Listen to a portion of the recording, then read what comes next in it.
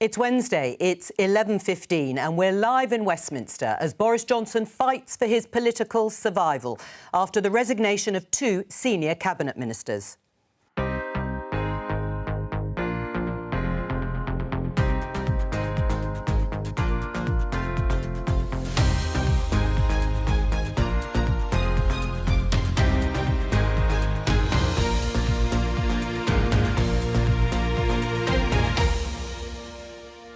With me today, Conservative MP Miriam Cates, Labour MP and Shadow Home Office Minister Jess Phillips, Daily Mail Deputy Political Editor John Stevens and Financial Times Whitehall Editor Sebastian Payne.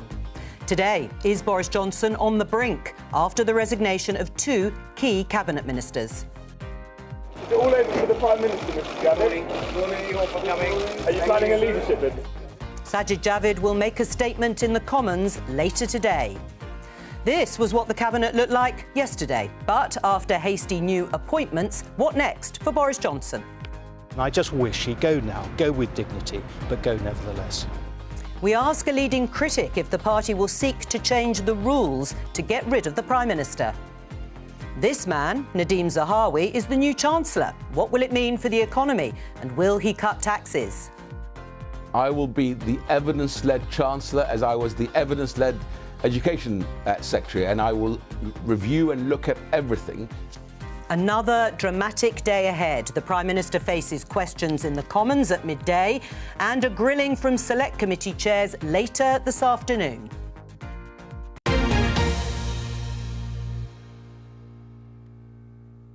Welcome. So, Boris Johnson is determined to continue, say Number 10, despite the shock resignations yesterday evening and more quitting their jobs this morning. We've just heard in the last few moments that the now former Treasury Minister, John Glenn, has resigned. More of that in just a moment. You can see here his tweet with deep regret. I am resigning from the government. I will not be doing media interviews regarding this. That is shared, that sentiment, by many people who have left government. It's happening really all the time today. We have a new Chancellor, new Health and Education Secretaries, but still a significant number of jobs to fill, a total of now 15 as we go on air. A number of previously loyal backbench MPs who said they had confidence in Boris Johnson just a month ago have now said publicly they've changed their minds and they want him to go. The stakes just couldn't be higher. Let me show you some of the front pages. The Daily Telegraph, Johnson hanging by a thread as Sunak and Javid walk out. Pictures there of both gentlemen. If we roll on to the Mirror front page, endgame for Boris, finally. This is the Daily Mail. Can even Boris, the greased piglet, wriggle out of this?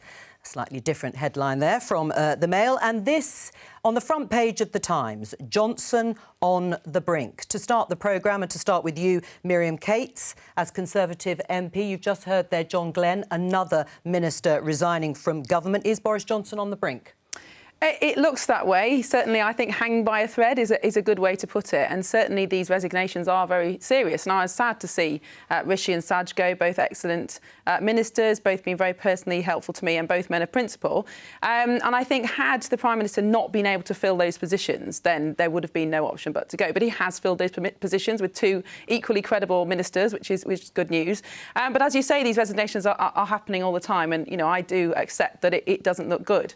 But I think we should be asking some deeper, bigger questions about democracy, about whether it's right to get rid of somebody with such a strong mandate, with such a huge mandate from the electorate just 2.5 years ago, and whether or not that is actually a matter for the British people at general elections.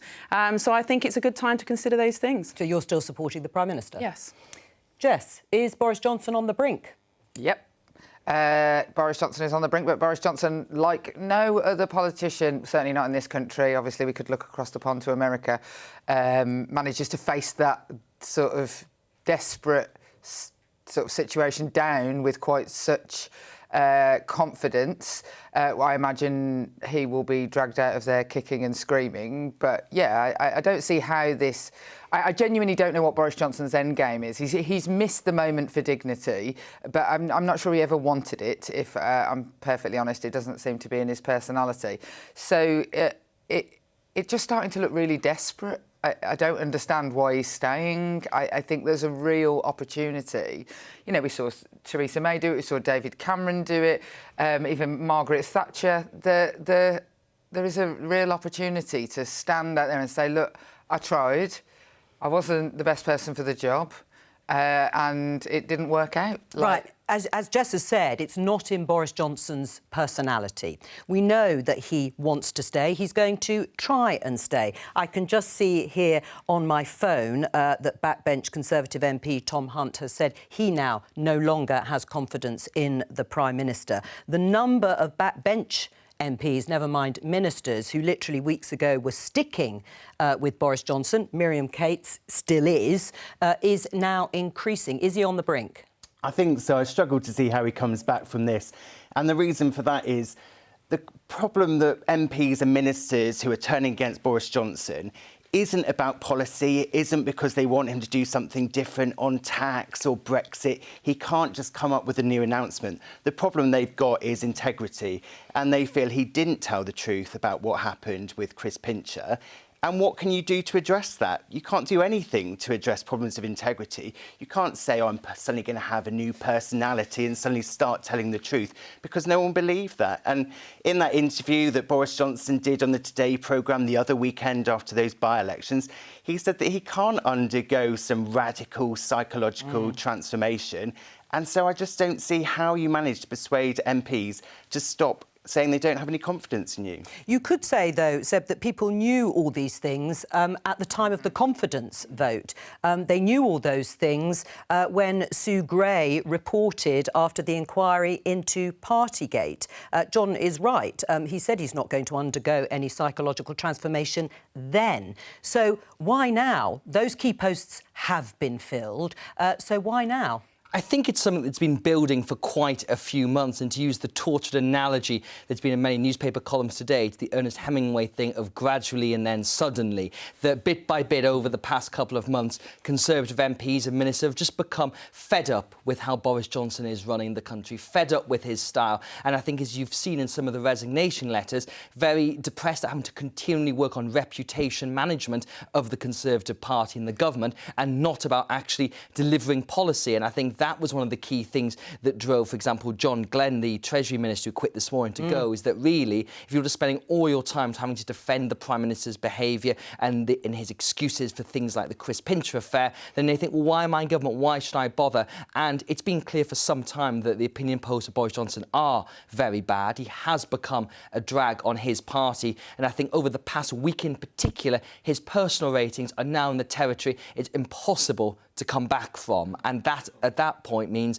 why do you want to keep him there? And I think the party also knows there's a window that if you had a leadership contest this summer, you could have a government reset in the autumn, and then you've got sort of 2 years to try and refight, rebuild into the next election. So now is the point. If they want to get rid of him, they're going to have to do it. Well, we'll unpack some of that throughout the programme. First of all, let's get the latest with Vicki Young, the BBC's deputy political editor. You may have news of any other resignations or just to reiterate the ones we've literally just heard about in the last few moments. But, Vicki, how did we get here? It was the most dramatic sort of evening and overnight and into this morning. How did we get to this point?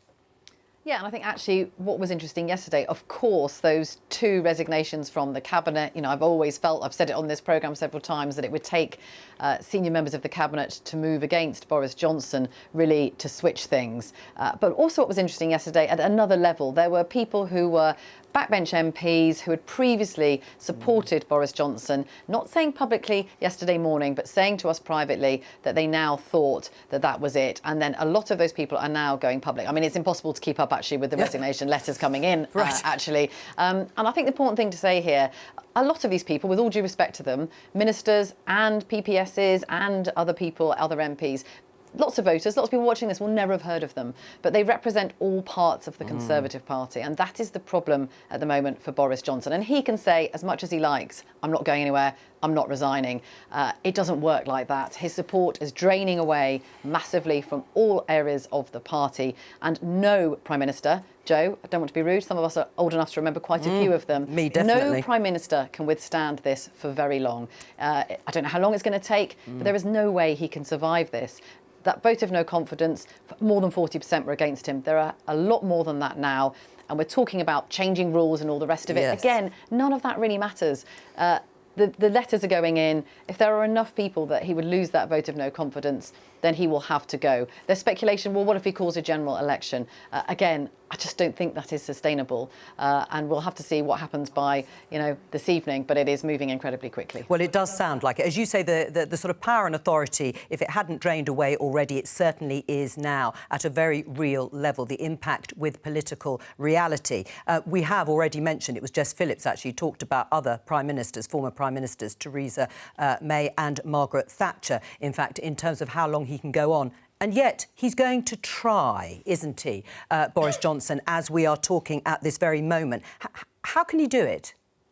Well, he can come out and Prime Minister's questions and he can say whatever he likes. But the fact is that sitting behind him are probably now a majority of his own MPs who don't want him to be there. So that is an incredibly difficult position to be in. Now, I agree that if he hadn't been able to fill the role of Chancellor, that would have been a problem. I think there's always someone who's going to want to be in the Cabinet. The question is, are they up to the job? Are they people who have any authority? Can he really keep replacing them? It's all the other jobs. I mean, he's now got several. And I still think, lots of these people resigning are people that I wasn't sure that they were going to. There were lots of others who I think might. So, again, he's got a major problem there, even filling these posts. And I think what's interesting is that lots of people will say, and it was interesting that Tom Hunt in his resignation letter, or his vote of confidence letter, basically saying, look, I don't regret voting for him as leader, because think back to that time, the impasse in Parliament, the Brexit vote, the ructions there were in the government, but also in the country. There are still lots of his people who will say, look, he was the right person at the right time, and he brought something and delivered something that other people probably couldn't have done. But in terms of governing and bringing stable, orderly government, he just hasn't been able to do that. And that is a major problem for the party. There's also the issue that there are lots of ministers, lots of cabinet ministers, lots of MPs who they don't care so much about Boris Johnson and his own reputation. They care about the reputation of their own party and their own government. And they think, quite frankly, that he's trashing it. And they don't want that to carry on until the next election. Vicki Young, please stay there. But I'm going to go back to the panel briefly, certainly to you, Miriam. Listening to that, do you still have confidence in Boris Johnson as Prime Minister? Well, I thought what Vicki said was really interesting about people having changed their mind about Boris. And I respect that. As I said, I respect my colleagues who've made that decision. But no one can say that they weren't aware of his character flaws or the kind of leader he would be. The British public were also aware exactly of who Boris Johnson was. Unusually for a politician, he was a celebrity, a household name, before he became PM. I mean, that's quite unusual. And so I think, the qualities that he has that delivered Brexit, that, crossed that impasse in Parliament that was so detrimental to democracy, he still has those skills. Is he the perfect leader? No. Has he got character flaws? Yes. Are we surprised by them? No. And I think this is where the question comes. He has an enormous mandate from the British people, from people in my constituency, from 14 million voters who voted for him.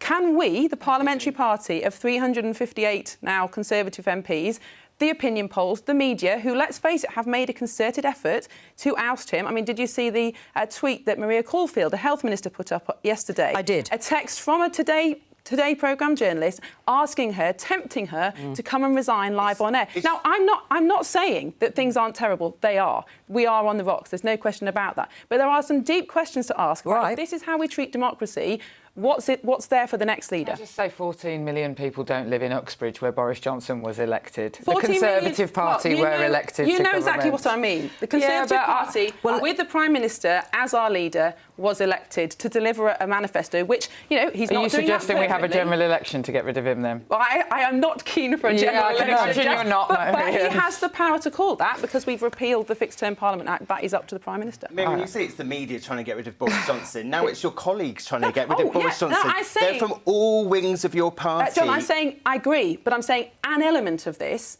is a core in the media and in my party, I agree, that are determined to get him out. These are people, we can't just say these are Tory wets trying to get rid of Boris Johnson. It is proper Brexiteers. People like Lee Anderson in a red wall seat, people like Jonathan Gullis. People might not know his name, but people who watch this programme probably heard him cheering behind Boris Johnson every week at Prime Minister's questions, like his biggest cheerleader. Also, Boris, and today, those people will not be cheering for him. And I'm going to just pause everybody for just one moment, because We're going to welcome viewers from the BBC News channel to this programme today. Another day of drama in Westminster. I've said that so many times on this programme, but it is really true. I'd just like to reintroduce our guest, Conservative MP Miriam Cates, for the Labour Party, the Labour MP Jess Phillips, from the Mail John Stevens, and the Financial Times Sebastian Payne. Welcome to all of you. We're going to go straight to Central Lobby. Of course, we have Prime Minister's questions coming up in half an hour's time. We're going to talk to one of those MPs who has long called for Boris Johnson to go and certainly withdrew his confidence at the last confidence vote, Andrew Bridgen. Welcome to you, Andrew. He's still here, Boris Johnson. We've had a whole slew of resignations, including 2 members of the Cabinet. Boris Johnson has filled those posts. What are you going to do now? I think we'll see the resignations continue to trickle in. Nominations for the 1922 Committee Executive open, I believe, this evening. I think the vote will be next week. We'll reconstitute the executive of the 22 and consider a rule change. I think if we wanted to set the bar as high as 180 letters, we could get those in 24 hours. We're no longer the rebels, we're the mainstream.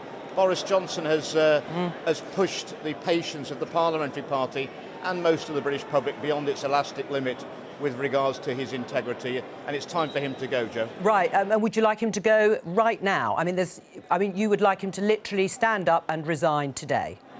If he was going to do it at the dispatch box, he could leave with some modicum of decency, otherwise we'll have to throw him out next week. Right. I mean, we have Miriam Cates here in the studio, your colleague. She has said there are still questions to answer. He won a confidence vote a month ago. Yes, a lot of colleagues have changed their minds since just those few weeks ago, but he did win. He has a huge mandate from the country because of that 80-seat majority. What do you say to her? I voted for Boris Johnson as leader. I campaigned for him. However, we're aware of his character deficiencies. I thought those in number 10 around him would hold him up to a higher standard. And what actually has happened, Jo, is he's corrupted those around him, as we saw during the affairs over Partygate. It's not sustainable, it's not tenable. The country deserves better than this. Parliament deserves better than this. And the Conservative Party deserves better than this. And we can have better than this post-Johnson. Right. Who are you going to back, then, in any leadership contest? Jo, I'm not going to get involved in that sort of speculation. I've been I've been very bad at selecting leaders. I voted for David Davis, not David Cameron. I voted for Andrea Leadsom, not Theresa May. I did vote for Boris Johnson, and now I'm trying to put that right. I see. In terms of changing the rules, Andrew Bridgen, is it really fair, as some of your colleagues who also have no confidence in the Prime Minister have criticised this idea of changing those rules midway through, to use this analogy, the game? Well, I would appeal to the Prime Minister for once to put the country first, the interest of the country first above his own ambition, and to stand down. But if he won't do that, then it's up to Conservative backbenchers to put the country first and remove Boris Johnson with a rule change. Nadhim Zahawi is the Chancellor. He has decided to stay in the government. Steve Barclay is the Health Secretary. Michelle Donnellan is stepping up to be Education Secretary. Are they all wrong? They're all going to make their own decisions and see how history judges them and the public. The next Conservative leader, we're going to be having a Conservative leadership election, I think, during the summer. The next leader's got to have integrity, courage, and show leadership. And I don't think staying committed to Boris Johnson is showing those qualities. I'm all for loyalty, but loyalty has to run in both directions. And with Boris Johnson, it only runs in one. Do you know of any other government ministers who might be considering resigning? I'm sure they're all looking into their own consciences and their own hearts, and they'll come to the right decision for them.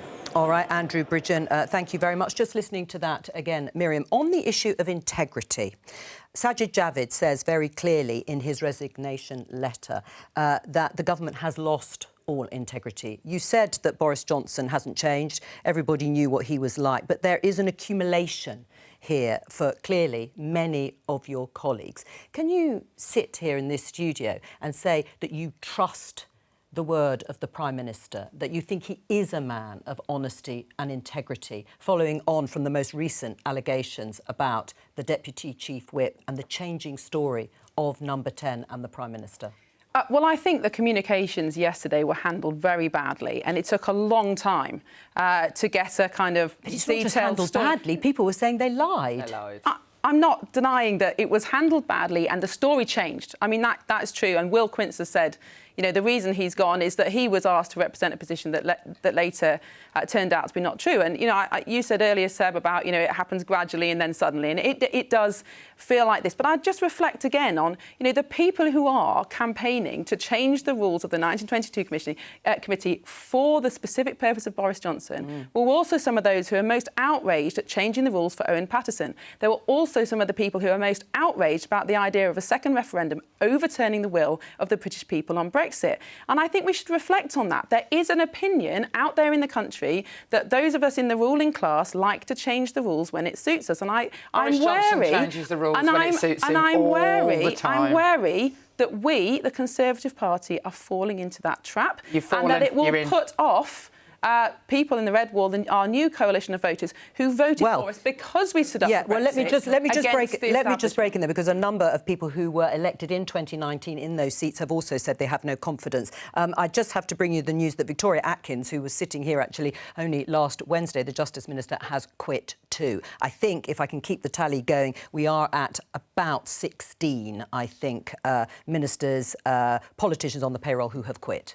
That's right. And I think, to come back on some of the points Miriam was saying, first of all, this is such a broad spectrum of people who are losing confidence in Boris Johnson. When you've got Victoria Atkins, who's seen on the left, the Tory party, and Jonathan Gullis, who is the most red wall of red wall Tory MPs. The loudest, when you've got that spectrum, I think that really does show that the game is probably up for Boris Johnson. But this point about the election, like, we do live in a parliamentary democracy. We are not a presidential system. People did not vote for Boris Johnson personally. They voted for the Conservative Party, they voted for Conservative MPs, and those MPs each have an individual mandate. You have your own mandate from your constituency, and I think they have a duty as well to represent their constituencies, so it's not just all about who voted for Boris Johnson personally. No, and I accept that, and you're right, we're not in a presidential system, but I think most political commentators would accept that a large part of the Conservative Party's victory at the general election was Boris Johnson's leadership. Certainly, I know people in my constituency were surprised that he wasn't on the ballot paper. But I accept that, and that's why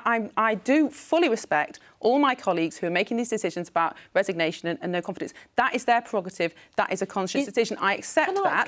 Can I put to you, Miriam, do you think your reputation is at risk of being trashed in the way that some of your colleagues are saying that the Conservative Party's reputation is being trashed, and that's why they could no longer have confidence in Boris Johnson? I think that's a fair question, and I'm clearly in the minority in this room, and I would like to represent a different opinion, otherwise you have a very boring show. But I didn't come into politics... Not that boring, I don't think, Miriam, but anyway. I can jazz it up if you'd like to go no confidence. Go for it, but I didn't come into politics to protect my own reputation. I came into politics because I wanted to say what I truly believe, and I want to represent a position of common sense.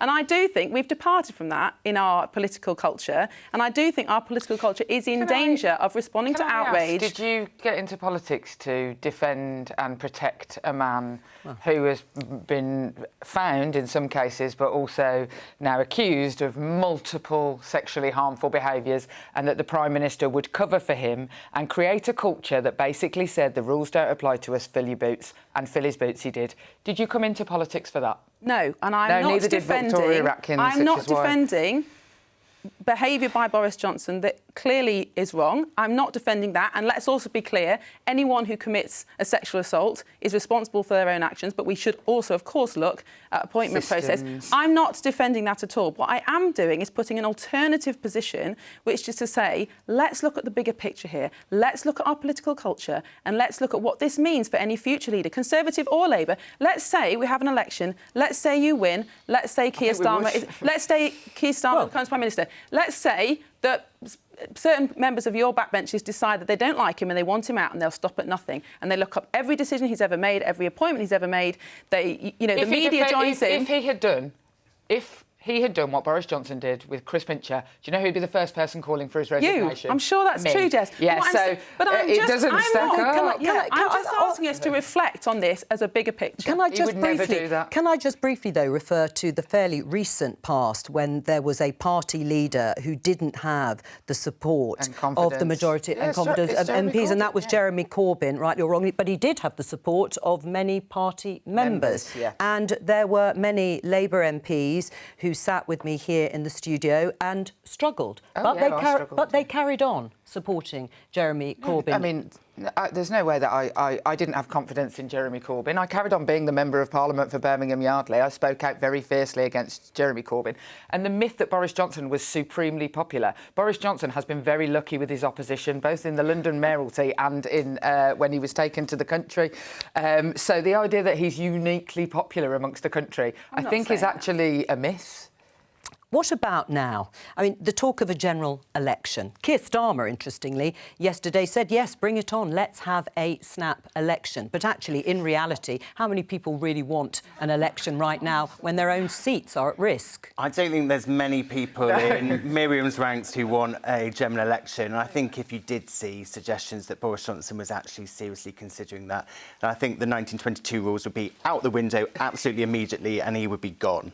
Let's talk to Lee Anderson, the MP, Conservative MP for Ashfield. He has withdrawn his confidence in the Prime Minister, a key supporter of Boris Johnson, right up until probably the last half hour or so. Lee Anderson, what's changed your mind? Well, thank you. Look, I've been a massive supporter of the boss since I got elected here in 2019. I think he's got all the big calls right. He got Brexit done. I think he was very good through the pandemic, you know, really, really good. To the Ukraine war, but this last incident over the past week has really done it for me. I cannot accept some of the stories coming out of Number 10. It's not just about the Prime Minister, it's the whole Number 10, the operation, how we get our comms so wrong.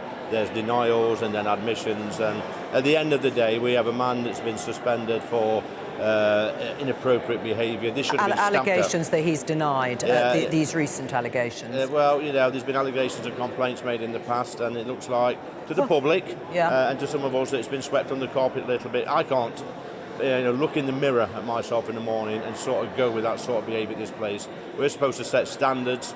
We're supposed to, have the moral high ground at this place, and when we're allowing that sort of behaviour to go on and actually promote people who've been, that's had complaints about this sort of behaviour, then we're in a bad place, and I can't support that. And I feel I'm gutted for the Prime Minister because I think he's done a great job, and I'm a massive supporter of him. But at the end of the day, we can't allow this sort of stuff to go on. So you say you're gutted. It was obviously a big decision. Did you have to really wrestle with your conscience over withdrawing your support from Boris Johnson? Well, that's exactly the word, conscience. It is a matter of conscience because, like I say, I think he's been a good Prime Minister.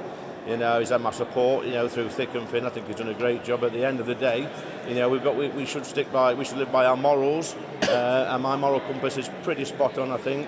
And when we have behaviour like we've had over the past week, it sends a wrong message to people that work here, people that are around MPs, people that socialise with MPs, and we've got to stamp it out. If we don't stamp it out, then quite frankly, we're not fit for office. Right, well, Lee Anderson, we're just showing pictures of the Prime Minister's convoy leaving for PMQs in just over 15 minutes' time. What do you imagine the atmosphere is going to be like behind Boris Johnson today in the chamber? I don't know, it's going to be strange because, like I say, I'm a big supporter of the Prime Minister, have been, and I feel like I'm letting him down, I feel like I'm letting, my colleagues down, but at the end of the day, I've got to put the people of Ashfield first and the people of this country first, and more important, the people that work in this place who are here every single day. We have to live and work by certain standards, and I think over the past few days we've fell short of that. What would you like to hear from the Prime Minister today? Some policy, well, I'd like to hear him answering some questions at the dispatch box, but I don't know what the mood's going to be like. It's going to be subdued. I think the Labour Party and the SNPs are going to be on the front foot. They're baying for blood, like you lot have been for the past 2.5 years. It's going to be, it's going to be good theatre today. I feel for the Prime Minister, I really do. I like the man. I've got a huge amount of respect for the man, but I cannot let this pass. You talked about your moral compass, and you talked about your conscience.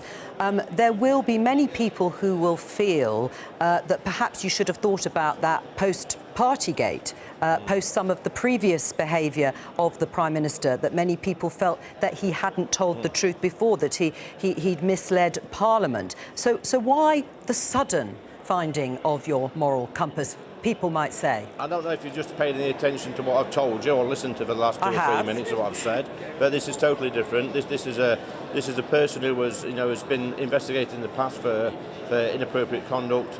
Number 10 was made aware of this. They denied it. Now they're saying they've forgotten, and I can't accept that. All right. I mean, in terms of a replacement for Boris Johnson, is that something you've had time to consider? Because, as you say, you've been an ardent supporter of the Prime Minister up until literally this morning. So who could you see as the next leader of the Conservative Party? I've not even thought about that yet, to be honest. I've not even had that conversation. There will be people obviously jockeying for position over the coming weeks. That's just a given. But we'll see. I'm not going to come out early and support anybody. Are you going into the chamber? Yes. When you let me go, I'm going straight in. I'll let you go and you can go straight in. Lee Anderson, thank you very much. Sebastian Payne, what did you make of that? Well, obviously, Lee Anderson, as I said, is probably one of the most ardent defenders of the Prime Minister. Along with Jonathan Gullis and... time. He was one of those crucial bricks in the Red Wall that were the former Labour heartlands, that he won his seat Ashfield for the first time for the Conservative Party. And Boris Johnson's Praetorian Guard have been those Red Wall Tories, and the fact that they are going in some ways is actually more significant than the junior ministerial resignations, because some of those are not on the Prime Minister's wing of the Conservative Party. But it's also those MPs that if Boris Johnson did try and decide to call a general election, those are the ones that are probably going to be the ones that would lose their seats the first. Because if you look at the polling and where the Prime Minister has lost the most popularity, it's actually in those Red Wall seats, not the more traditional sort of southern heartlands for the party. But on this point about the election, I just want to say, we talk about Boris Johnson deciding he might just go and call it. The Buckingham Palace might have something to say about that, because the Fixed Term Parliament Act has been withdrawn. Yes. And we go back to a very old convention in 1951 called the Lascelles Convention. If you remember the Crown, it's the moustache man, Tommy Lascelles, who wrote this letter to the Times. It's an unwritten part of our constitution. And that sets 3 tests where the monarch could not would not allow an election to be called. One is if it would damage the economy. I think we could all agree an election We're going to talk about the economy in just a moment. 2, if there is another candidate who could command a majority in Parliament, which I think we agree there is.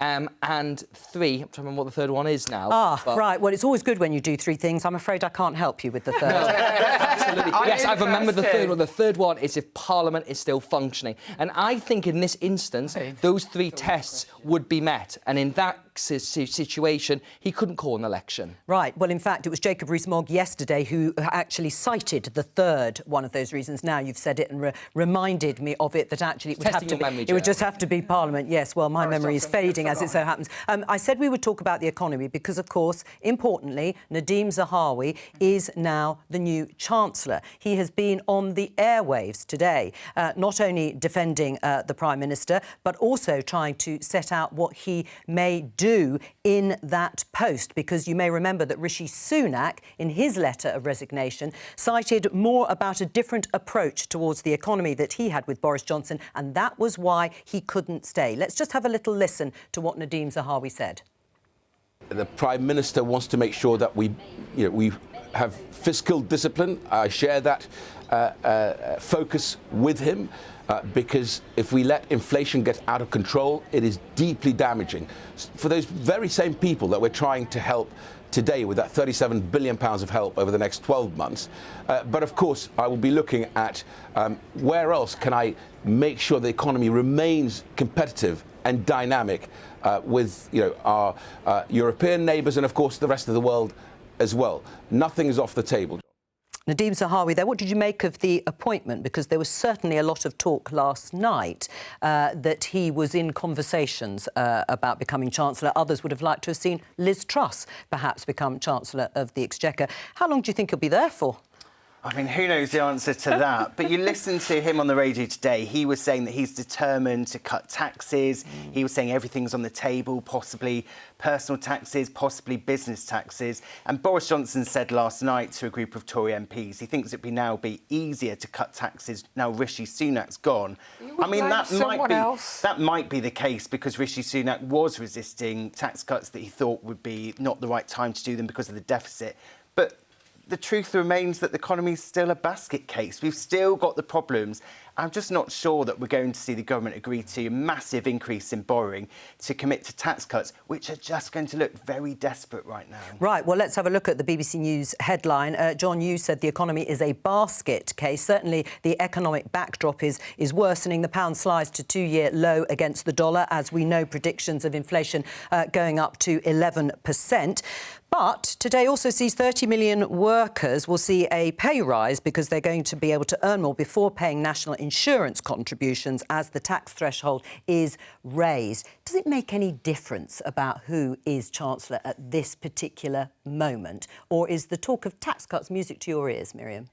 Well, I think it could make a difference, actually, providing that the government survives and he is in post for a significant period of time, which is obviously, very much up in the air. But coming back to what you said earlier, John, about the opposition to Boris being only on integrity and not to do with policy, I disagree. I think there is certainly the integrity question, but lots of people are calling into question economic policy, whether we are actually governing as a Conservative party with Conservative economic policies. And so I do think this does represent an interesting opportunity. And I think we are fighting inflation, absolutely, but we're also fighting recession. And that's why tax cuts should be looked at, perhaps not instantly right now today, but certainly in the near future, because I think most of the economic forecasters think inflation will peak sometime next year. And at that moment, we need to be ready. We need to be growing. And so I do think we should be looking at tax cuts. It is possible that the Treasury was an obstacle to that. And so I do think this is an exciting appointment. What do you make of Nadhim Zahawi? Do you think there are policies then, Jess Phillips, that Labour is going to have to counter depending on the length of time that the government is in place when it comes to things like tax cuts? Cost of living is the #1 issue, as Keir Starmer says. Oh, yeah. I mean, cost of living, tax of living, it seems like the same thing, is the #1 issue. And the Labour Party have frequently said that this was not the time, for example, for the NI rise. And some of the tax cut that you're talking about, people getting this week, will only counterbalance the tax rise that has already happened. So won't necessarily, people in mine and Miriam's constituency won't feel suddenly super rich from that. But yeah, you know, for a long time, it has felt like the government doesn't have a sort of long-term economic plan, which, hilariously, as I just said that, I remember that's literally all George Osborne used to say was long-term economic plan. We used to have drinking games, so every time George Osborne said the words long-term economic plan. It does... And the reason for that is partially, in fact, not even just because the economy is a basket case, whoever said that, the global problems, the years of Tory government that have led to low growth and wage... being squeezed. Is actually because they don't focus on it. They've been focusing far too much on Boris Johnson and his many misdemeanours. It hasn't been the thing that they looked at. The economy is key. Nadhim Zahawi has a job on his hands. He is indicating that he might do some of the things that Boris Johnson would prefer, which is cutting taxes, going for growth. But is that going to jeopardise any reputation the Conservatives have had? When we look at what Rishi Sunak said in his resignation statement, I firmly believe the public are ready to hear the truth, that truth. Our people know that if something is too good to be true, then it's not true. They need to know that whilst there is a path to a better future, it's not an easy one. In preparation for our proposed joint speech on the economy next week, it's become clear to me that our approaches are fundamentally too different. And the problem is, it's not just the approach of Boris Johnson and Rishi Sunak, it's Boris Johnson versus the rest of the Conservative Party. The fact is, the Prime Minister loves to spend on every single matter. You know, just last week, he announced another £55 billion of spending on defence, and we've sort of no idea where that's going to come from, how that's going to be funded, plus the £22 billion package recently to help the cost of living crisis. And many Conservative MPs, I think, like Miriam, will look at that and say, why aren't we doing tax cuts? And I think the thing to watch for is corporation tax. There's a massive rise in that due to come in next year. It's very disliked in the City of London. The Financial Times, my paper, have said it's a very bad thing to do at a time when we need business investment and we've got to encourage growth. But the danger is if we get into the territory of unfunded tax cuts, which is what seems to be suggested here, and if fiscal policy is loosened,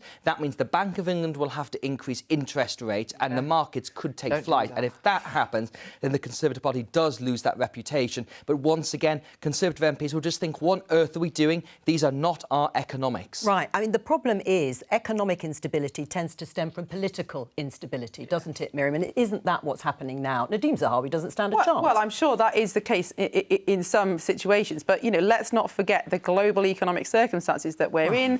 The COVID debt, I mean, £400 billion were borrowed during COVID to prop up the economy. And, people on all wings of politics wanted that. In fact, people on some wings of politics wanted a lot more. That is a fact. It's happened. We have to deal with it. And there are global forces beyond our control. We've got to be real about that. And I think we have told the public the truth about that. And I think the public understand that. But we are in a tricky situation. And whatever we do has to be finely balanced between stimulating the economy and making sure we don't borrow any more. But as I said, appointing Nadhim Zahawi is an opportunity for a reset on that, perhaps to introduce a long-term economic plan, like you said. We don't know how. 25 minutes in the post, well, so. exactly. That's possible. But all I'm saying is this is a chance for a reset and could possibly allay some Tory fears on Conservative economic policies. You started by saying that Rishi was a really respected colleague of yours, but you've just said that now we need a total reset from Rishi. No, that's not what I've said at all. Okay. He was very respected. He is very respected. He's done a phenomenal job during COVID. I mean, who else could have rolled out the furlough scheme that quickly? I am not criticising Rishi at all. I have huge respect for him. All I'm saying is that perhaps this is an opportunity for a reset economically, which certainly a lot of my colleagues have been calling for. Right. I could just posit the question that Nadhim Zahawi accepted the role of Chancellor because it would be a good platform in any subsequent leadership contest, and that Sajid Javid and Rishi Sunak have decided better to quit and perhaps launch their own leadership bids from outside government. What do you think about that? I think Nadhim Zahawi's definitely boosted his public profile by taking this job that a lot of people watching at home now who hadn't have heard of him before today and now will become more familiar with him. But the problem that Boris Johnson's got is we've got 2 weeks until the summer recess. He's basically, if he gets through the next few days, which he might not do, he's got 2 weeks to save his job. And can you start flinging out economic policies just on the hoof? We're going to see him at the liaison committee later on today. One of the things they'll be discussing is the cost of living crisis. Is he really just going to start making announcements on the hoof and just start flinging them out? Right. Well, you've mentioned the liaison committee. It doesn't sound very exciting, I know, but it is important this afternoon. So once Boris Johnson gets through Prime Minister's questions, not just from the Labour leader Keir Starmer, but also questions from his own side and other opposition benches, we might be able to just dip into the chamber. I can see there Simon Hart standing up taking questions. It is filling up. The Prime Minister isn't there. Jess Phillips assures me her eyesight is better than mine. I can't quite see from here. We are also expecting that resignation statement from Sajid Javid. It was, we thought, going to come pretty swiftly after PMQs. We understand there is going to be a ministerial statement, helpfully, after Prime Minister's questions about the accession calls for Finland and Sweden to NATO. And then there is, as I say, this liaison committee. Senior MPs, heads of select committees grilling the Prime Minister. At this point, it's good time to talk to Vicki Young, BBC's deputy political editor. Vicki, this tweet has appeared in front of me from journalist Jason Groves. Tory source says 1922 committee, that is the backbench committee of Conservative MPs, the head of which is Graham Brady, drawing up contingency plans for leadership hustings to start as soon as Monday. Would allow time to complete runoff before the recess, with Tory members voting on the final two in August, but would require the Prime Minister to be gone this week. What do you make of that? I mean, it sounds plausible. I haven't had that sourced myself, but speaking to people on the 1922 committee yesterday, it's clear that they felt things were moving pretty swiftly. Now, what they do, just to explain to people, of course, is they have to reflect what is going on in the party. And that's the crucial thing here. Numerous times yesterday, Tory MPs said to me, look, there are no rules. If it gets to the point where it's very clear that enough people have, changed their public position against Boris Johnson, that would mean he would lose a vote of no confidence, or if those letters, which we know are going in all the time, some are being published by MPs. If they stack up to a point where Graham Brady decides he's going to go to the Prime Minister and say, look, the majority of your MPs don't want you anymore. So you can try and hang on as much as you like, but actually we now think that it's time to have another vote of confidence. They have to be confident that things have changed enough to justify that, because there are some MPs who are very queasy about changing the rules so that a leader can be challenged at any time. It's not a very stable position to be in. So all of that seems possible. You don't need a new election of executives to do this. They could do it tonight if they wanted. Their meeting at 5 o'clock, and you could then see how it could all happen pretty quickly if they decide, or if they go to the Prime Minister and tell him that the game is up and he decides that he goes. Stay with us just for a moment, Vicki, because I'm not sure exactly when Prime Minister's Questions is going to start, since we haven't seen Boris Johnson actually arrive in the chamber. But your response to that tweet from Jason Groves? Well, I think that it is quite likely that Tory MPs are going to look at changing the rules and get rid of him as soon as they can. And just speaking to people a week ago, Tory MPs were saying that they did feel uncomfortable for all of the reasons that Miriam was saying about changing the rules in the middle of the game. But those same people, when I was texting them last night, they were saying that all of those concerns had suddenly gone away, that they were quite happy to see the rules changed and they wanted it done as soon as possible.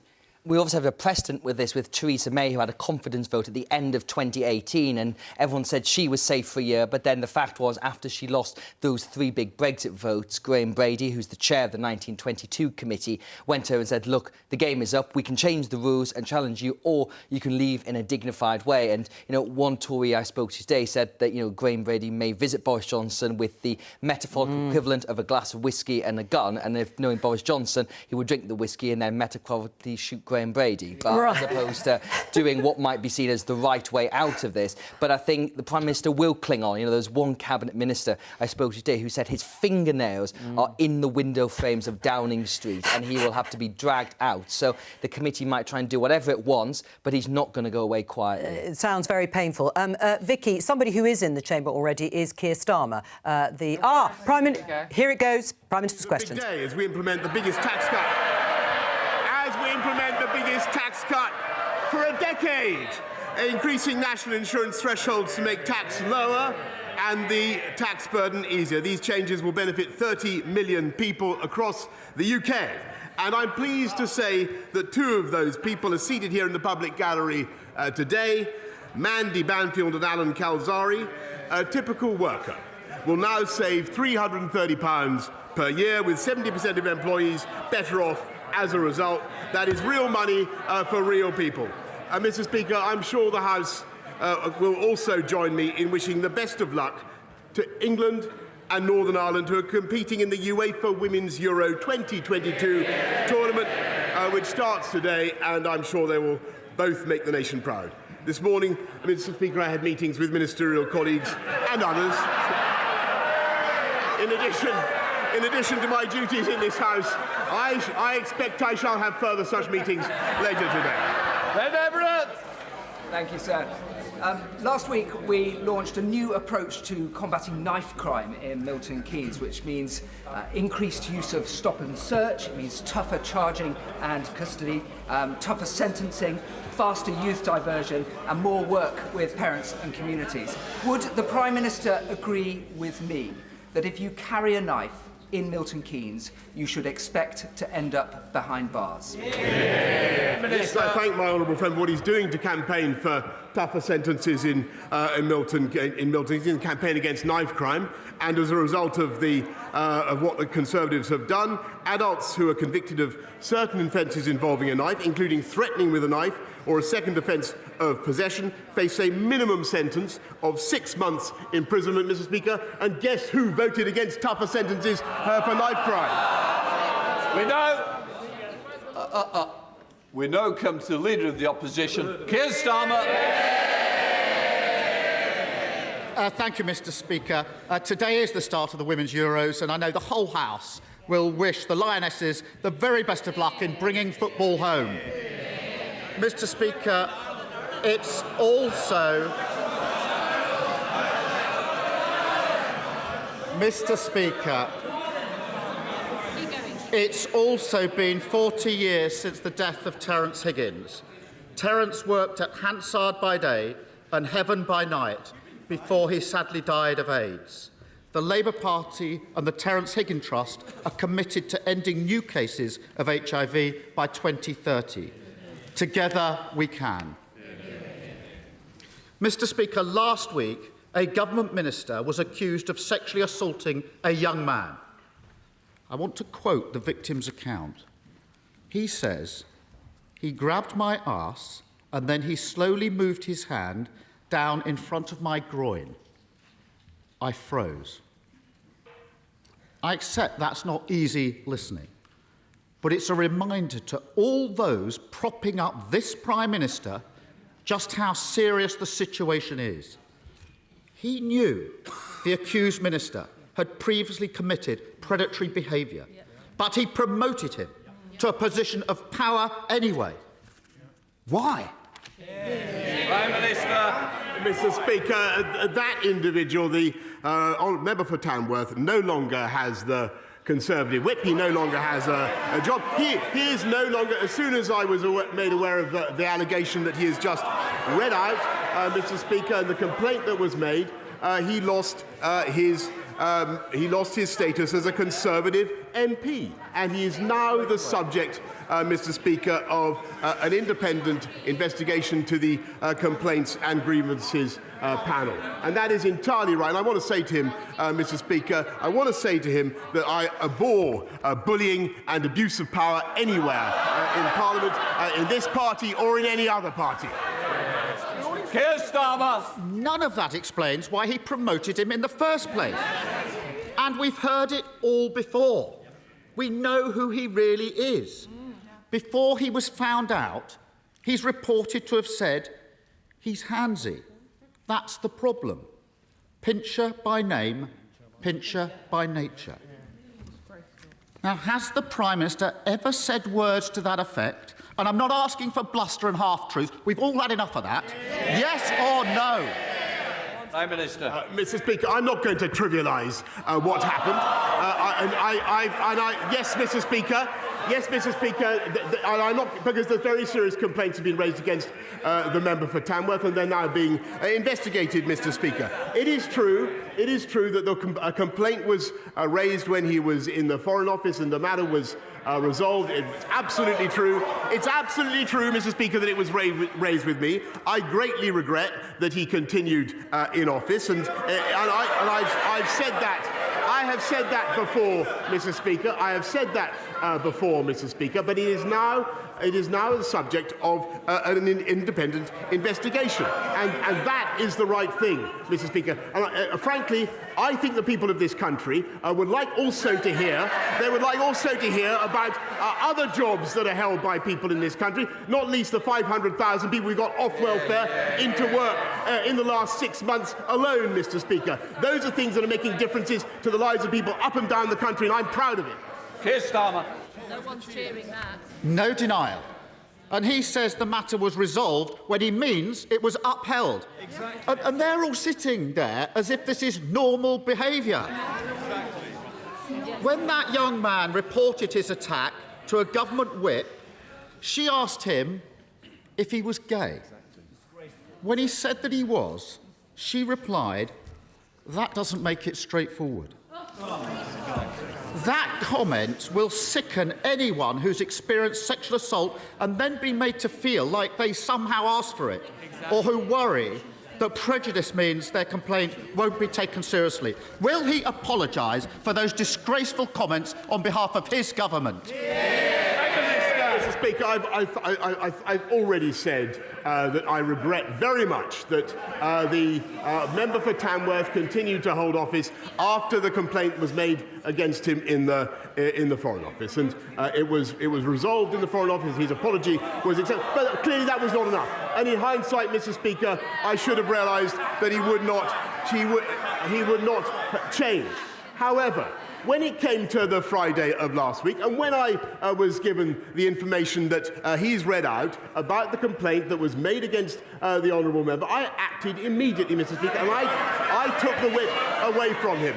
And we will not tolerate that kind of behaviour in this or any other party, Mr. Speaker. And what we also want to do is to help people up and down the country with the things that also matter to them, like cutting their taxes, Mr. Speaker, by £330 this year, which is what we're doing.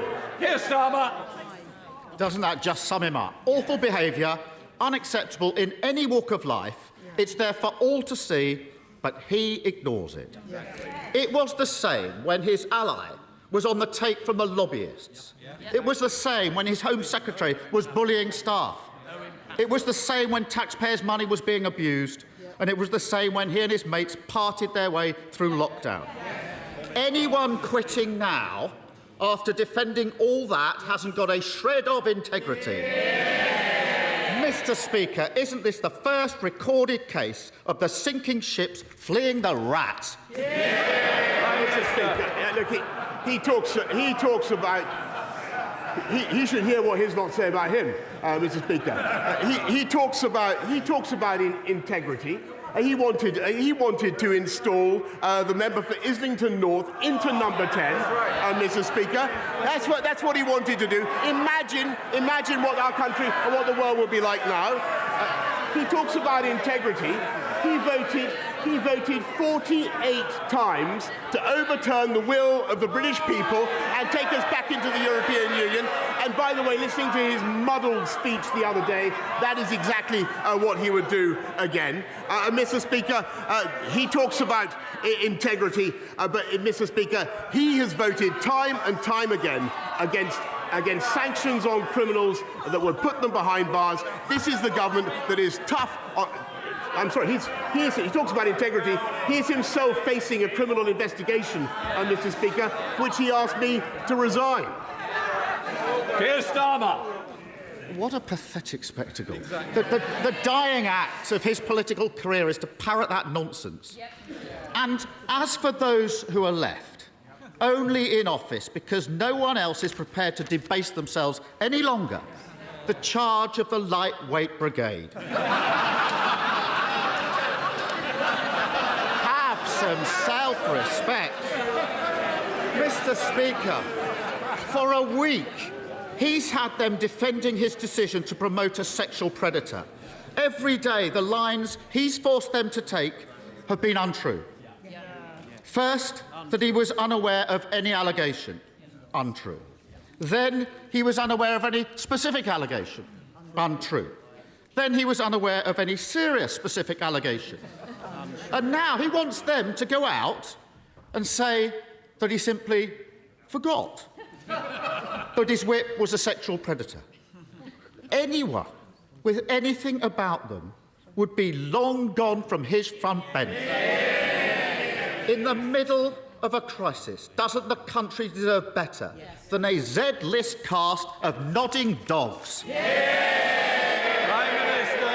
Well, Mr. Speaker, it's exactly when times are tough and when the country faces pressures on the economy and pressures on their budgets, Mr. Speaker, and when we have the biggest war in Europe for 80 years, Mr. Speaker, that is exactly the moment that you'd expect a government to continue with its work, not to walk away, Mr. Speaker, and to get on with our job and to focus on the things that matter to the people of this country. And so we're not only cutting taxes today, Mr. Speaker, we're putting £1,200 into every one of the 8 million most vulnerable households in the country, Mr. Speaker, thanks to the strength of our economy and thanks to the decisions that we took, Mr. Speaker, which he opposed at the time. Keir Starmer. The only thing he's delivering is chaos. I started this session with a quote from the young victim in all this, how he froze when he was attacked. When I was prosecuting rapists, I heard that from victims all the time. Victims said they froze because it's not about sex, it's about power. And the power the disgraced government minister had was handed to him by that Prime Minister. And he's only in power because he's been propped up for months by a corrupted party defending the indefensible. So it's no longer a case about swapping the person at the top. Isn't it clear? The only way the country can get the fresh start it deserves is by getting rid of the lot of them.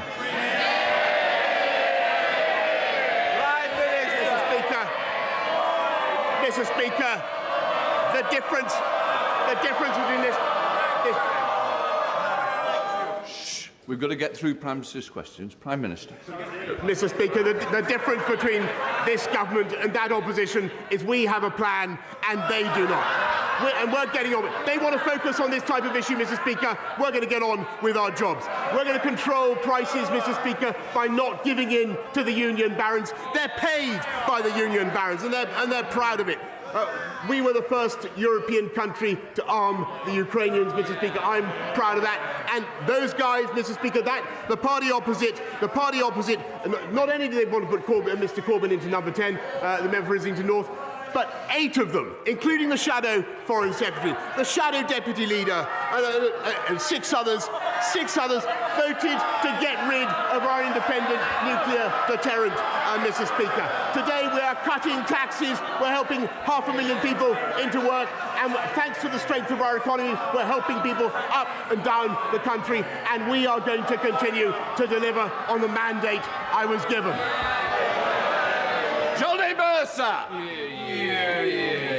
Thank you very much, Mr. Speaker. On Monday night, the Northern Ireland Legacy Bill reached its 3rd reading, and so with it the beginning of the end of the journey, a long journey to make sure the service and sacrifice of those who served in Iraq, Afghanistan and now Northern Ireland is not rewritten by those who seek only to line their own pockets. But would the Prime Minister agree with me that never again can we allow such a gulf to open up between this place and those who serve? Never again must they be made to feel like we are not on their side. And will he redouble his commitment to make sure this is the best country in the world, to serve in the military and be a veteran all their family? Thanks, my honourable friend, very much. I thank you for all the work that he's done for veterans and continues to do. This bill will give veterans the certainty they deserve, and we're fulfilling the manifesto pledge to end the cycle of investigations, but also at the same time making sure that families can get the answers they need about what happened to their loved ones. We now come to the Leader of the SNP, Ian Blackford. Thank you, Mr. Speaker. And can I give every best wish to the England and Northern Ireland ladies football team as they approach the Euro Championships. There's nothing better than seeing your teams in these finals. Can we also commemorate the passing 40 years ago of Terence Higgins and all those that have died from AIDS and sin? And I'm sure, Mr. Speaker, the whole House will want to join with me in passing condolences to the family of friends of the Scottish football goalkeeping legend, Andy Gorham, who sadly passed far too early last weekend. He will long live in the memory of the best goalkeeper that many of us have seen. Mr. Speaker, it's easy to forget that only 10 days ago, the Prime Minister was dreaming of a 3rd term. Mr. Speaker, you know, it's often said that a week is a long time in politics, but it turns out that 10 days is truly a lifetime. Because, let's face it, it's a minor miracle that the Prime Minister has even made it through to Prime Minister's questions, and he really ought to see the faces behind him, because, Prime Minister, it really is over. The Prime Minister is desperately clinging on to his own fantasy, but the public can't afford to put up with this farce of a government a minute longer. Today, we should be talking about the Tory cost of living crisis, soaring inflation and the growing cost of Brexit. But instead, it's always about him. How many more ministers need to quit before he finally picks up his pen and writes his own resignation letter? Perhaps that's what he's doing now. Actually, Mr. Speaker, I was just jotting down some notes on his question, which I thought was excellent when he was talking about the economy, because that is the issue that is the country faces, and that is where this government is introducing, I think, the most important solution: helping families up and down the country with £1,200 going into their bank accounts right now, cutting taxes for 30 million people, £330 tax cut, and helping 500,000 people into work through the Way to Work scheme. That is a fantastic thing to be getting on and doing. That is the priority of this government, and that's what I'm going to focus on. I'm glad he likes it. Ian Blackford. My goodness, nothing to see. We should all move on if we live in the world of the Prime Minister. You know, a few weeks ago I compared the Prime Minister to Monty Python's Black Knight. Actually, turns out I was wrong. He's actually the dead parrot. Whether he knows it or not, he's now an ex-Prime Minister. But he will leave behind 2 deeply damaging legacies. I hope the dishonesty of his leadership follows him out of the Downing Street door. But the other legacy is that of Brexit. And that will stay, because I'm sad to say that the Labour Party now fully supports Brexit. Mr. Speaker, Scotland wants a different future, not just a different Prime Minister. So if the Prime Minister won't resign, will he call a general election and allow Scotland the choice of an independent future, free from the control of Westminster? Prime Minister. Mr. Speaker, I noticed that his remark that the Labour Party have given up on returning to the European Union was not greeted with rapture by the benches opposite, and that's because it's not true. They want to go back in just as he does. I think that is a terrible mistake. It would be anti-democratic, Mr. Speaker. And as for the referendum that he wants, well, we had one of them, as I've told him before, in 2014. Come on. Thank you, Mr. Speaker. Does the Prime Minister think there are any circumstances in which he should resign?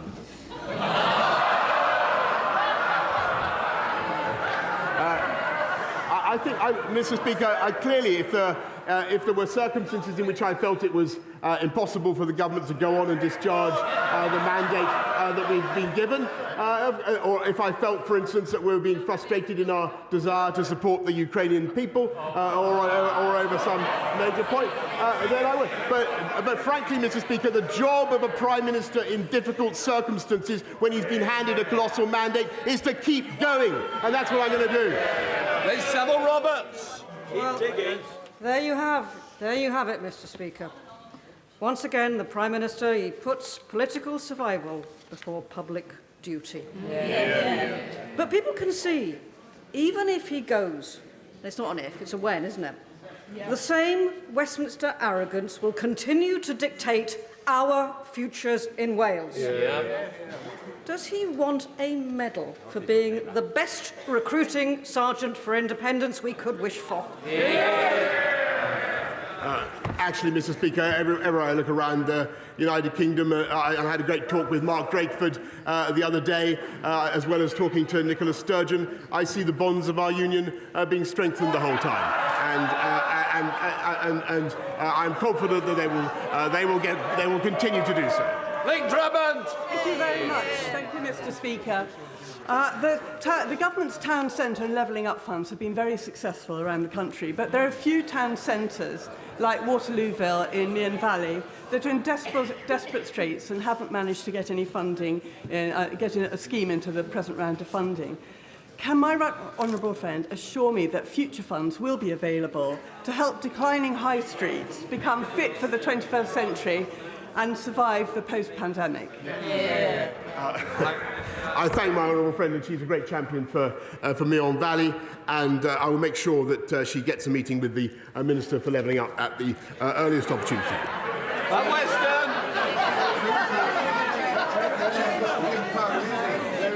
Thank you, Mr. Speaker. The public clearly thinks that this government has lost the plot over the cost of living crisis. The Prime Minister may be aware that the average salary for a nurse is £36,000. For a primary teacher, it is £38,000. They, and indeed working people everywhere, are struggling to pay their rents and their mortgages. Given they can barely afford a £150,000 mortgage on a new home, can he tell this House how he could afford a £150,000 treehouse? What I can tell him, Mr. Speaker, is that up and down the country, rather than talking about fantasy infrastructure, I can talk about real infrastructure. We are helping to unite and level up the people of this country with £650 billion of investment, helping to lift the aspirations and opportunities of people up and down the country. And thanks to the strength of our economy, we're helping exactly the people he describes with £1,200 going into their bank accounts to help them with the cost of living pressures. Under the House, Sir Peter Bottomley. The Prime Minister knows that while he's Prime Minister, I want him to do all the good he can.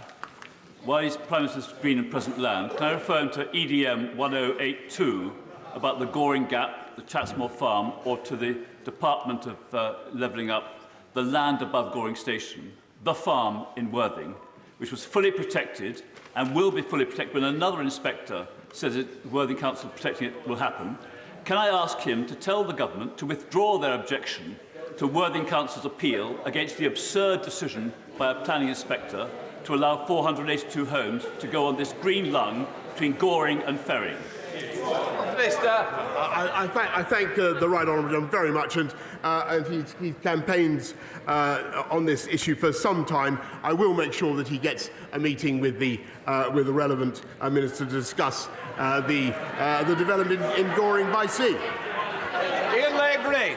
Thank you, Mr. Speaker. On the 21st of January, the government committed £100 million from the Automotive Transformation Fund to British Wool to a gigafactory in my constituency, Calais, Warnsbeck.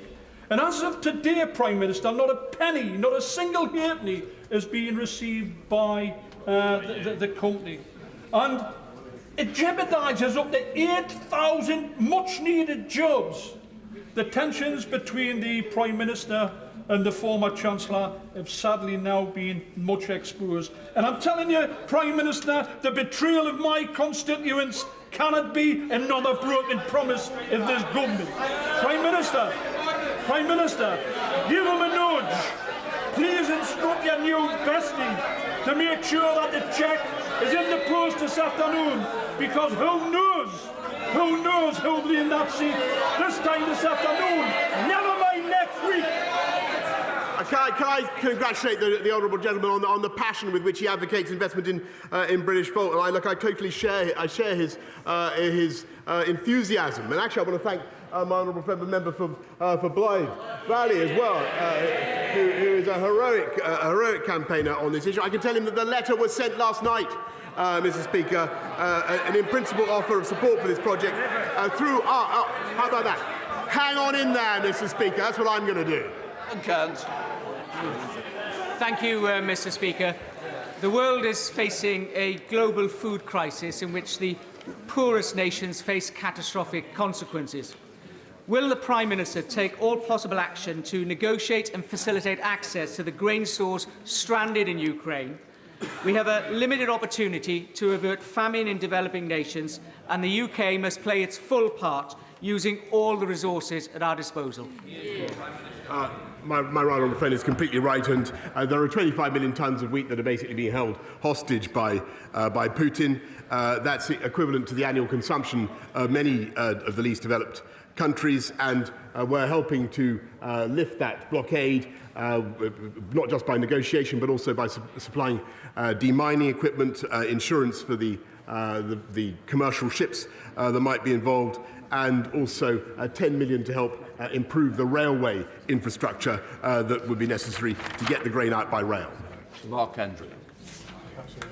Mr. Speaker, yesterday the Prime Minister said that he is fed up of people saying things on his behalf. It's not just him that's fed up, so are the British people and his ministers who are resigning. They're sick of time and time again being sent out by him to say things that aren't true. Is the real problem him or them for believing him in the first place?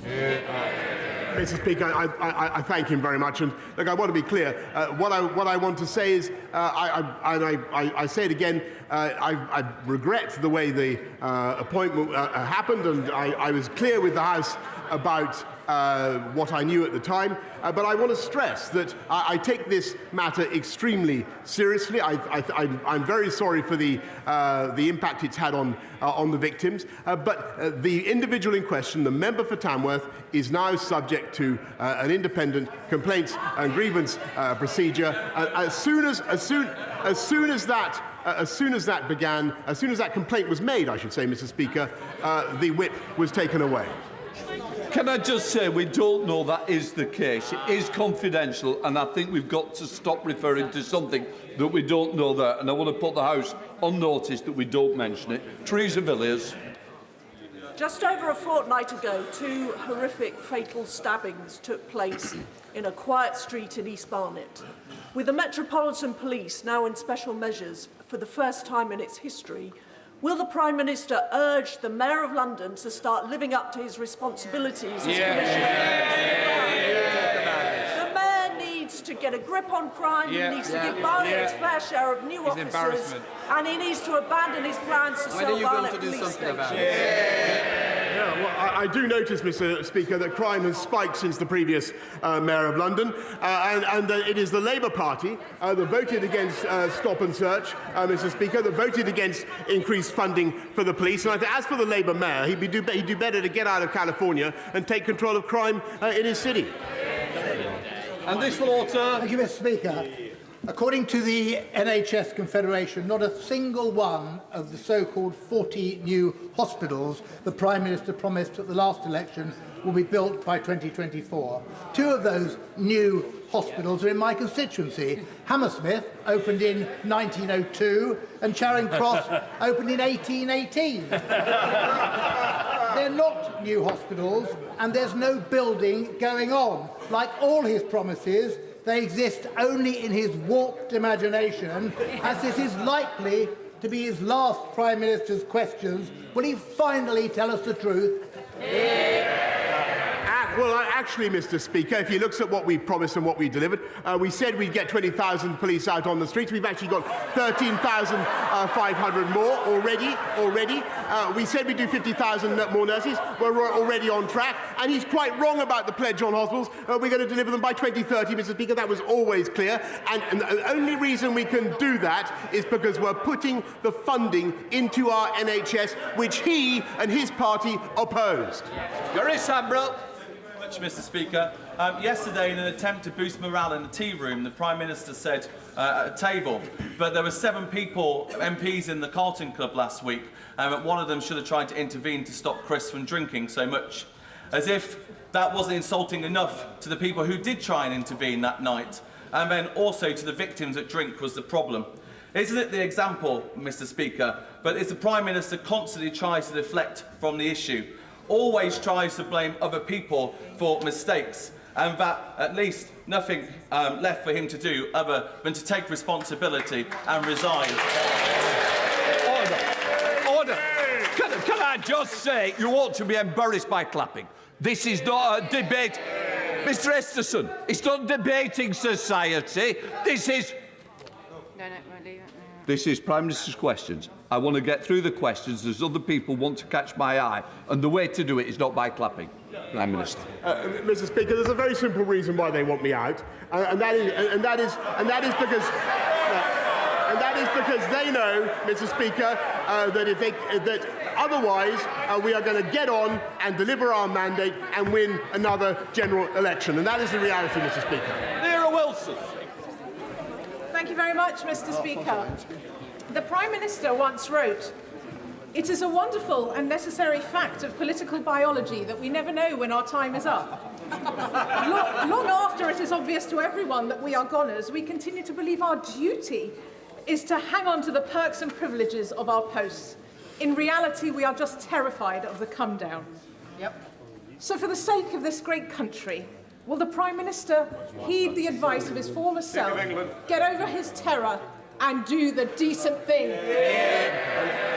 Mr. Speaker, with great respect, I refer the honourable lady to the answer I have just given. When things are tough, of course people turn their fire on the leader of the country, but it is my job to get on and deliver our manifesto, which we are, and to deliver on the mandate on which I was elected, and to get this country through tough times, just as we got it through COVID. And that is what I'm going to do. Fiona Bruce. Thank you, Mr. Speaker. Around 1,000, I apologise, around 1,000 delegates from 100 countries are at the Freedom of Religion or Belief International Ministerial Conference over at the QE2 Centre today. There is still time for honourable members to visit. But will the Prime Minister agree with me that this significant conference will count for nothing unless it results in concerted global action to promote and protect freedom of religion or belief around the world?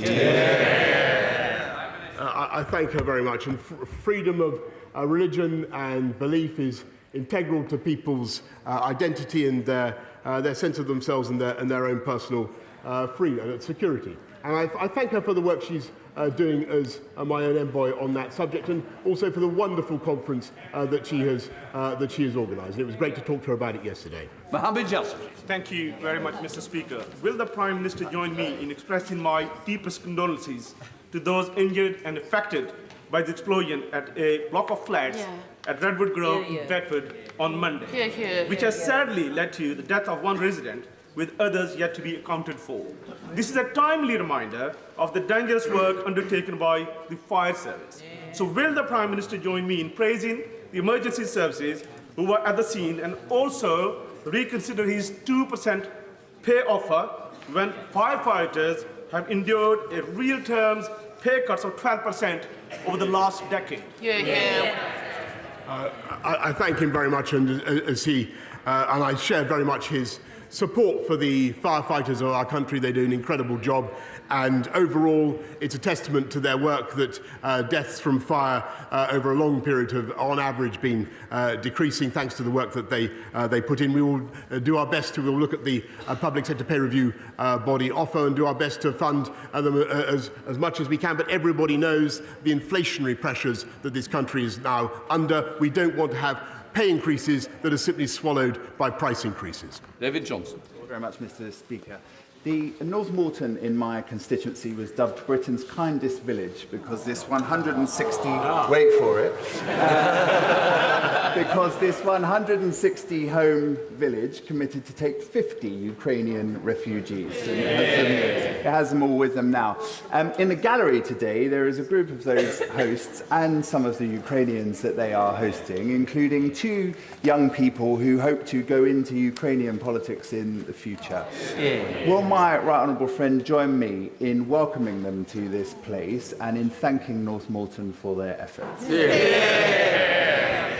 I thank him very much for what he's doing to host young Ukrainians. Thank everybody actually in this House who's looking after Ukrainians. I think a lot of people are doing that. And can I say, I believe it's the wish of this entire House that those young people should grow up to live in a free, independent, democratic and sovereign Ukraine. Peter Dowd. Thank you, Mr. Speaker. Given that the Prime Minister doesn't like walkouts and strikes, what legislation will he be introducing to stop further walkouts and strikes amongst his cabinet colleagues and junior ministers?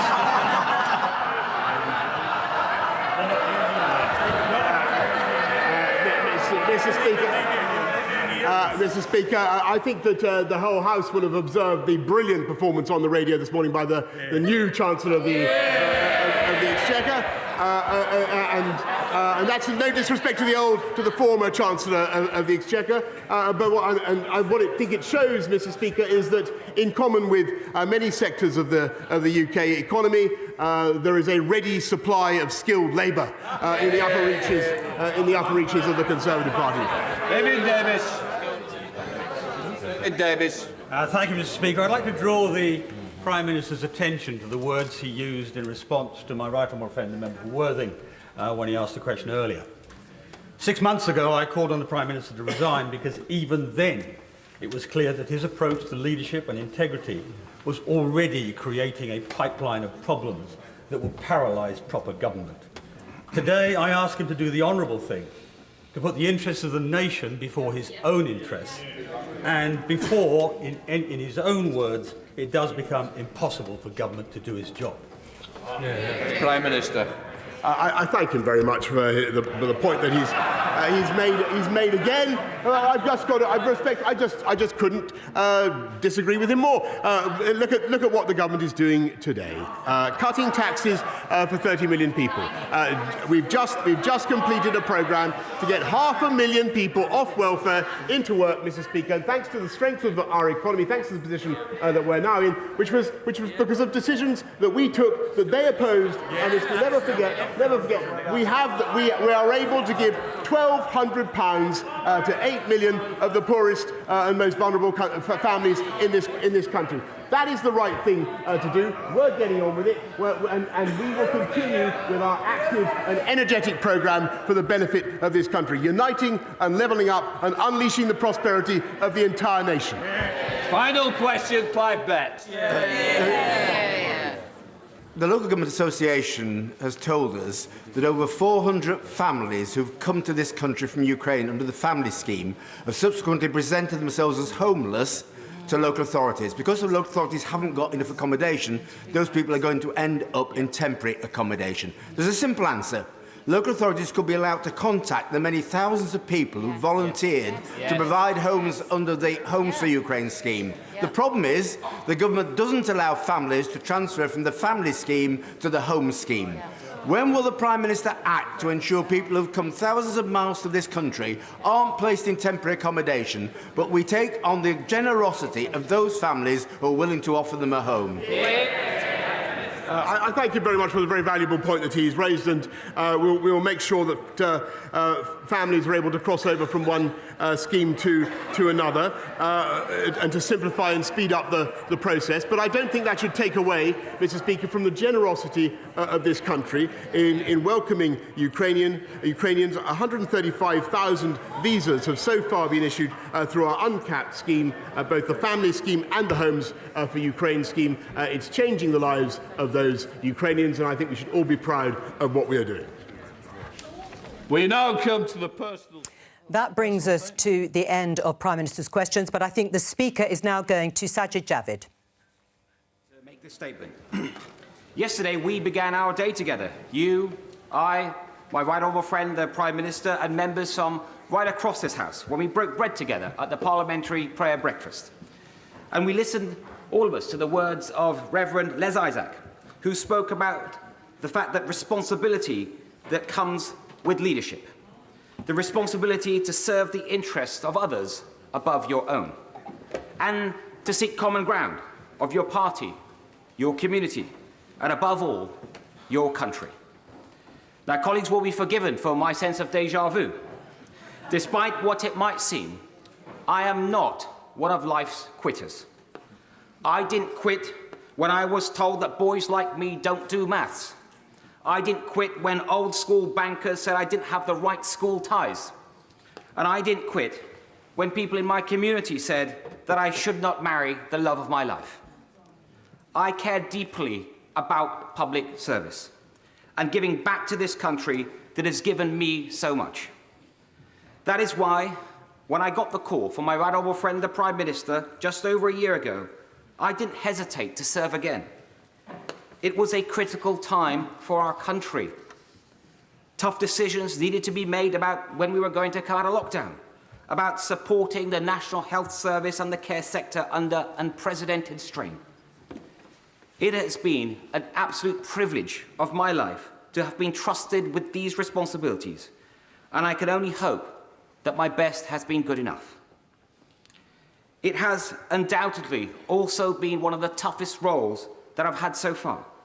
The gravity of Home Office decisions, the scale of Treasury decisions, but nothing matters more than the health of your people, of the British people, especially and in the wake of a pandemic.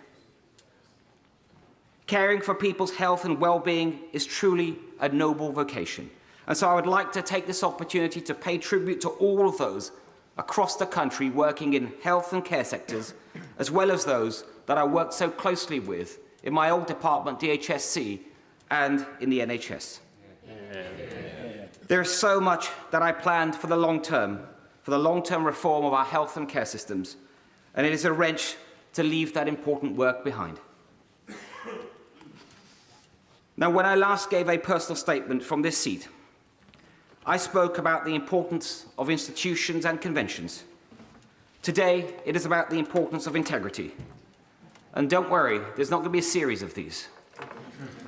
Institutions and integrity are both central pillars that underpin our great democracy. It doesn't matter what your political perspective is in this House. I believe that we are all motivated by the national interest, and that the public expects us all of us, to maintain honesty and to maintain integrity in whatever we do. This is not an abstract matter. We've seen in great democracies what happens when divisions are entrenched and not bridged. We cannot allow that to happen here. We must bring the country together as one nation.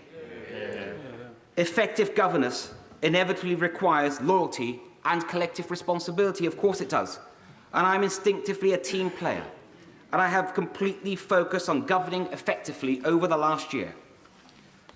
But treading the tightrope between loyalty and integrity has become impossible in recent months. And, Mr. Speaker, I will never risk losing my integrity.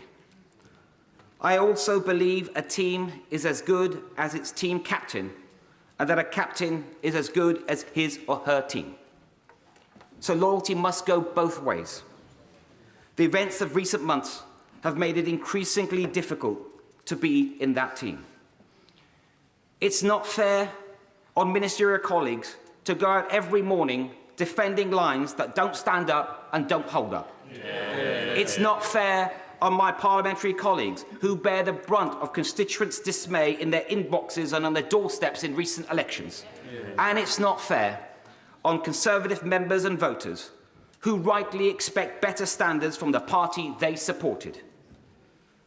When the first stories of parties in Downing Street emerged late last year, I was personally assured at the most senior level by my right honourable friend's then team that, and I quote, there had been no parties in Downing Street and no rules were broken.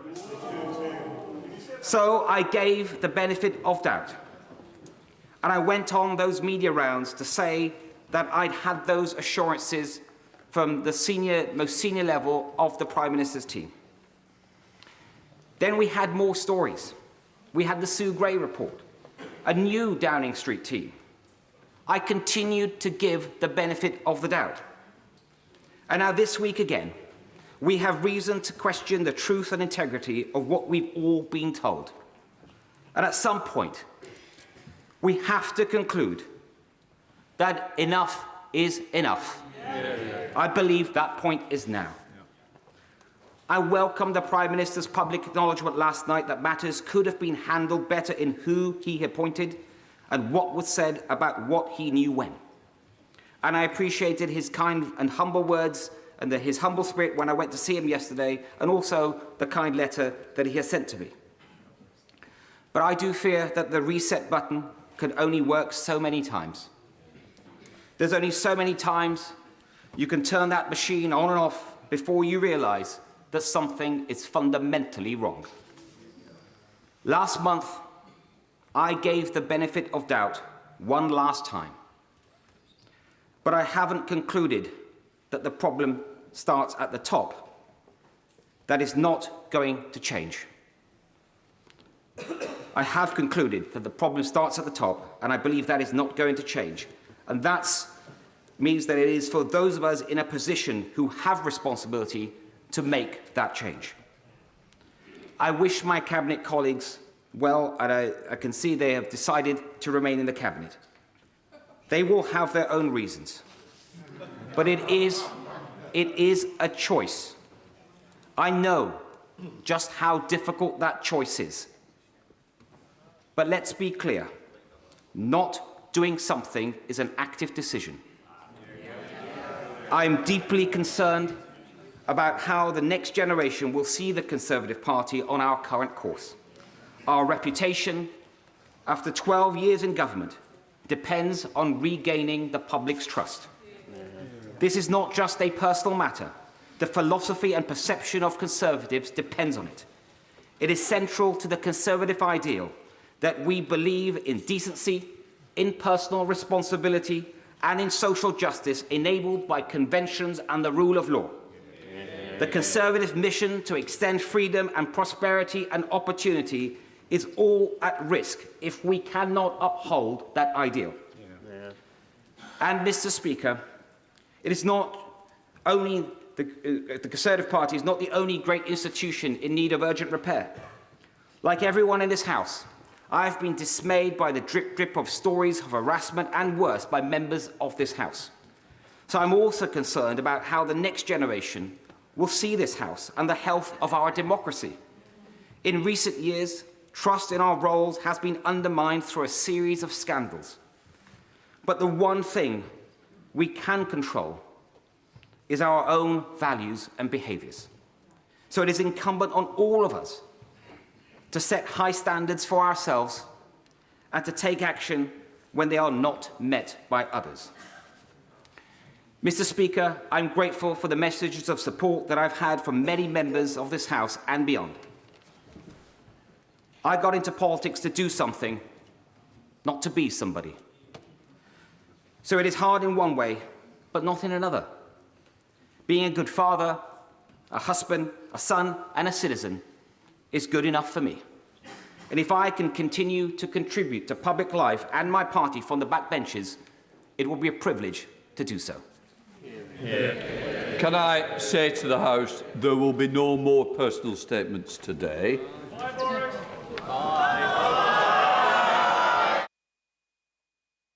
And that brings us to the end of that pretty devastating statement, as you would imagine, from Sajid Javid. He was one of the 2 senior cabinet ministers who quit yesterday. He got to give that resignation statement straight after Prime Minister's questions, and he said that he had given the Prime Minister the benefit of doubt one last time, but he'd concluded that the problem starts at the top, obviously with Boris Johnson, and that it wasn't going to change. Those of us in a position who have responsibility to make that change obviously appeal to his former cabinet colleagues. Rishi Sunak, of course, as former Chancellor, has also quit. And there are now 18 in total resignations from the government, ministers on the payroll, who have decided they either no longer have confidence in Boris Johnson, and they certainly can't serve in his government.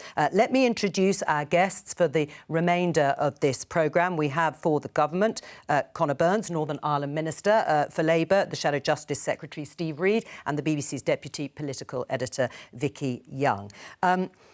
Vicki, in terms of just giving a sense of what happens now in terms of Boris Johnson, it was fighting talk, or his critics would say deluded talk, from him during Prime Minister's questions, in which he said, in response to questions from his own side, never mind from Keir Starmer, the Labour leader, that he's going to hang on in there, that he's going to keep going. And that with the grim faces behind him in the chamber, of course, flanked by Nadhim Zahawi, the new Chancellor, and the Deputy Prime Minister, Dominic Raab.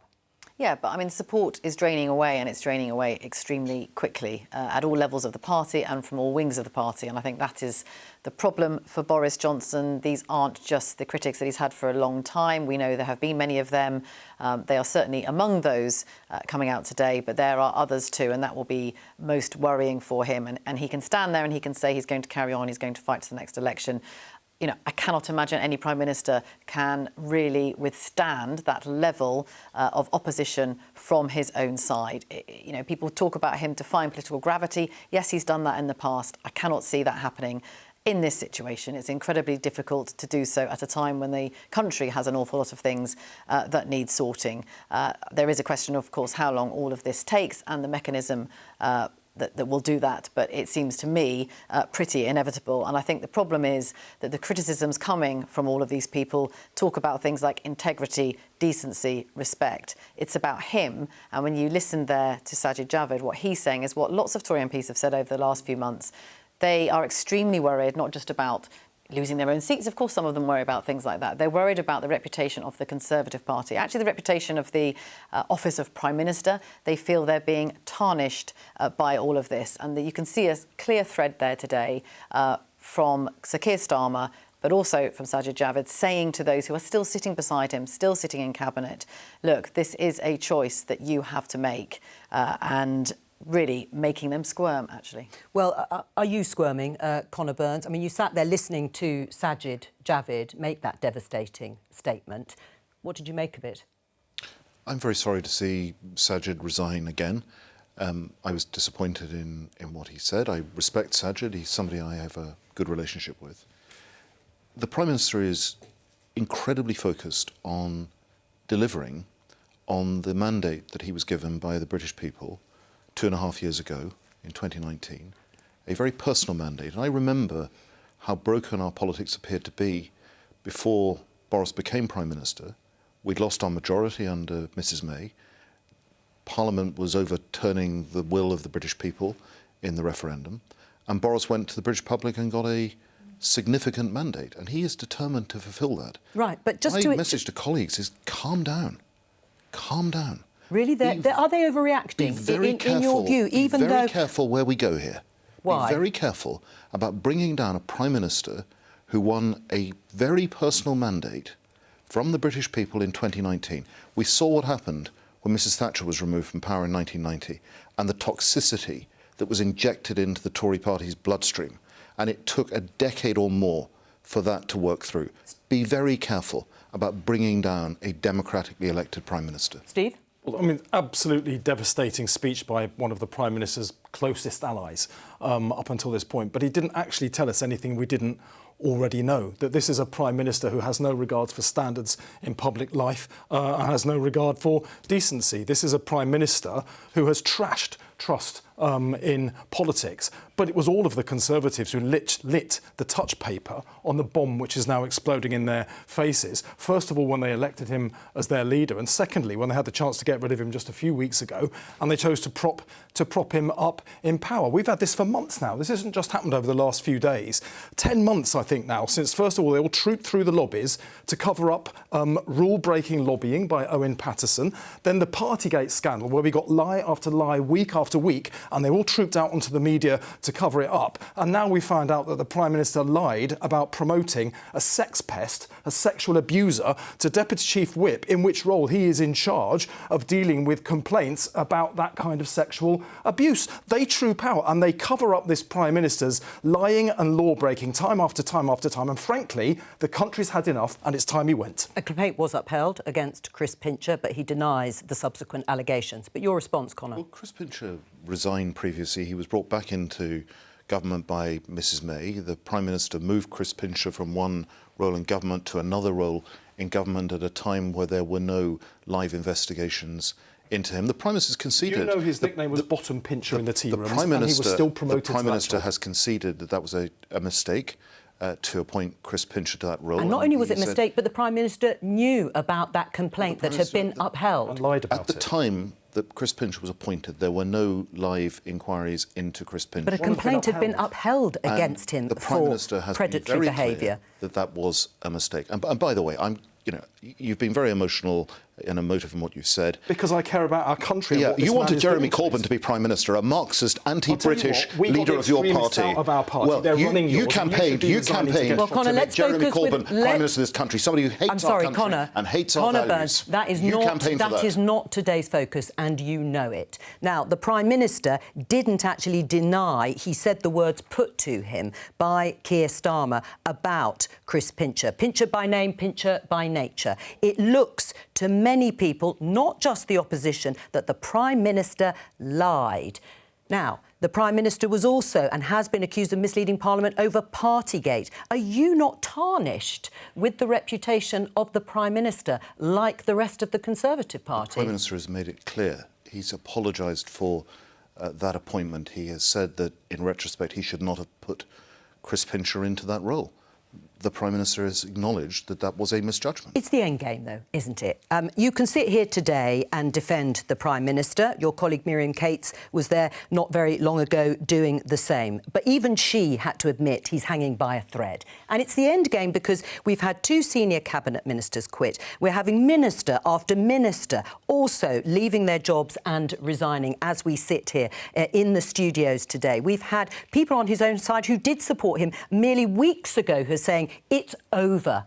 And it is over. Jo, I campaigned to help Boris become Prime Minister. I was with him at his side when he was Foreign Secretary and in the year after he resigned.